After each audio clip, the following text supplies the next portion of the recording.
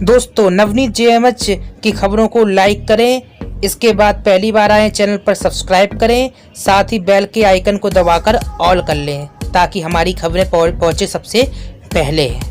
नमस्कार, सभी आंगनबाड़ी बहनों का बहुत बहुत स्वागत है। बहुत सारी खबरें आ रही हैं बहनों। शुरुआत करते हैं पहली बड़ी खबर से। उड़ीसा राज्य से निकल कर आ रही है। कोरोना वायरस का प्रकोप बढ़ता चला जा रहा है, जिसको देखते हुए इस राज्य ने छुट्टी का ऐलान किया है। बहुत सारे आंगनबाड़ी बहनें कह रही हैं खबर पूरी नहीं देखती, उसके बावजूद भी और पहले से ही कहने लगते हैं कि खबर फेक है। भाई, फेक खबर नहीं होती, पूरी खबर देखिएगा, आपको सच्चाई सामने दिखाई जा रही है।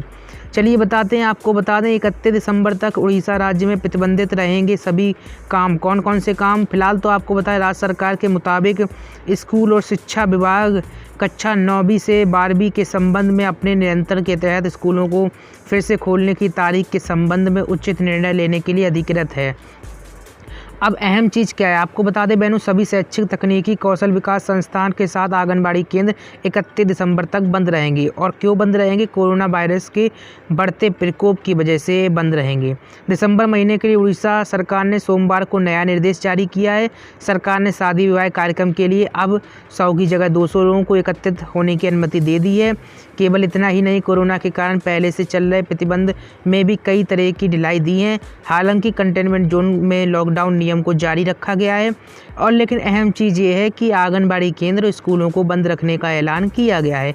कल भी हमने आपको एक खबर बताई थी, अन्य राज्य की थी। आज भी उड़ीसा राज्य की हम खबर बता रहे हैं। यहाँ पर जो आंगनबाड़ी केंद्र को बंद रखा जाएगा, ये बड़ा ऐलान हुआ है। और स्कूलों को भी बंद रखा जाएगा। कब तक? दिसंबर माह तक, यानी पूरा दिसंबर माह जो है आंगनबाड़ी केंद्र बंद रहेंगे। बड़ी खबर जो है उड़ीसा की बहनों के लिए आ रही। तभी हम कहते हैं सभी राज्यों की बहनें चैनल को सब्सक्राइब करके बेल को दबाना मत भूलें।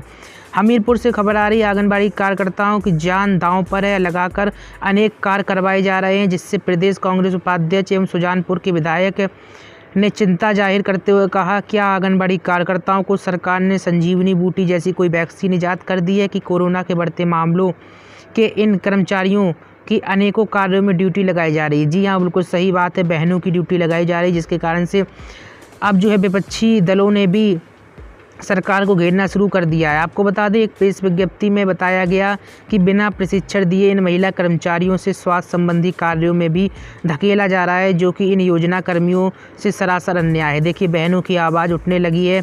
हम तो आवाज़ उठा ही रहे हैं, संगठन वाले आवाज़ उठा रहे हैं। अब देखिए, विपक्षी पार्टियाँ भी बहनों के पक्ष में आवाज़ उठा रही हैं। ये बहुत अच्छी बात है। कोरोना की शुरुआत से ही आंगनबाड़ी कार्यकर्ताएँ जो है कोरोना से संबंधित हर एक कार्य में ड्यूटी दे रही हैं, लेकिन कोरोना महामारी की मैपिंग व अन्य कार्यों में ड्यूटी लगाना गलत है।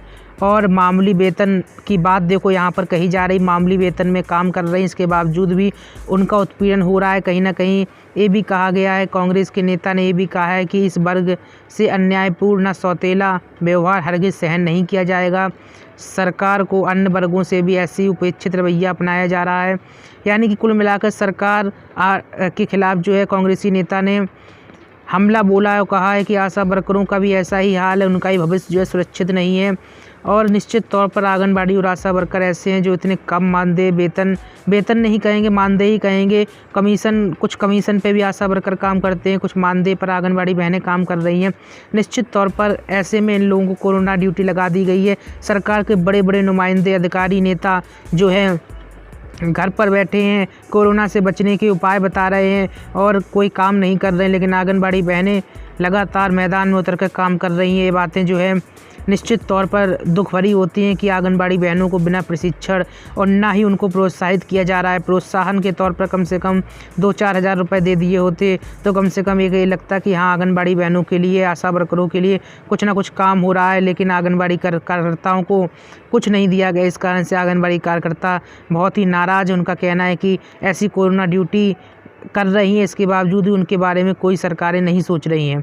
और ये भी खबर आपको बता देते, ये देखिए, बस इतनी अच्छी सी थोड़ी सी खबर देखने को मिल रही है। थोड़ी सी खबर हम इसलिए कह रहे हैं कि कोरोना वैक्सीन जैसे ही आएगी वैसे ही सबसे पहले फ्रंट लाइन वर्कर जो होंगे उनको दी जाएगी, जिसमें हमारी आंगनबाड़ी बहनें, नर्स, ANM, आशा जो है, मेडिकल स्टूडेंट, पैरामेडिकल सहयोगिनी, वार्ड बॉय, ये सब हैं, इनको जो है टीका लगाया जाएगा। बस यही थोड़ी सी राहत भरी खबर है। लेकिन बहनों के लिए सरकार ने कोई प्रोत्साहन राशि नहीं दी है, इस कारण से बहनें भी आक्रोशित हैं। तो बहुत ही दुखद खबर है। आपको बता दें, बिहार के मोतिहारी में अभी भी THR वितरण में OTP पासवर्ड जो है सरकार ने लागू किया। इस कारण से अभी भी जो है आंगनबाड़ी बहनों में आक्रोश व्याप्त है। उनका कहना है कि अधिकतर लाभुकों ने अपना पासवर्ड खो दिया है, कुछ ने अपना मोबाइल नंबर ही बंद कर लिया है और कुछ ने तो आंगनबाड़ी केंद्रों पर मिले सरकारी मोबाइल में से ज़्यादातर जो है ख़राब हो गए या फिर उसमें इतना कार्य कर पाना मुश्किल है। बाल विकास परियोजना निदेशालय ने आंगनबाड़ी केंद्र पर THR वितरण करने के लिए OTP टोकन प्रणाली की शुरुआत की है। अब आंगनबाड़ी बहनें परेशान हैं। जो बहनें इस कार्य को संचालित करेंगी वही बहनें परेशान हैं।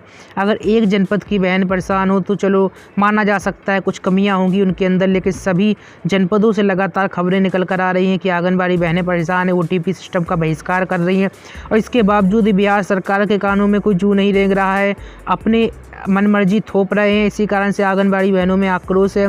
उनका कहना है कि OTP टोकन प्रणाली सफल नहीं हो सकती है जब तक जो है इस व्यवस्था को ख़त्म किया है। जब तक कोई ठोस ऐसी व्यवस्था नहीं अपनाई जाती है तब तक OTP प्रणाली का कोई मतलब नहीं रहता है। चूँकि मोबाइल अच्छे नहीं हैं और लोगों के पास ही अधिकतर मोबाइल नहीं है, तो कहाँ से OTP प्रणाली जो है सफल होगी।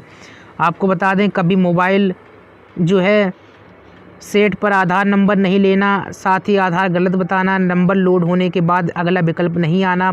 वहीं प्रखंड के 80% सेवका का मोबाइल फ़ोन काम ही नहीं कर रहा और इसकी सूचना भी विभाग को दे दी गई। इसी के साथ ही विभाग द्वारा अभी तक कोई मोबाइल रिचार्ज का पैसा नहीं दिया गया।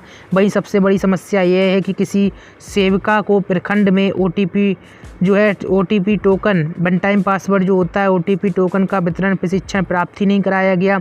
अब प्रशिक्षण नहीं है, मोबाइल नहीं है, लाभार्थियों के पास मोबाइल नहीं है, तो कहाँ से OTP प्रक्रिया सफल होगी। तो कहीं ना कहीं क्या सरकार चाहती है कि आंगनबाड़ी केंद्रों को बंद कर दिया जाए? क्या रणनीति है सरकार की, ये आंगनबाड़ी बहनें समझ नहीं पा रही। चूँकि पंजाब और हरियाणा में बहनें आरोप लगा रही हैं कि आंगनबाड़ी विभाग को जो है बंद करने की सरकार साजिश रच रही है।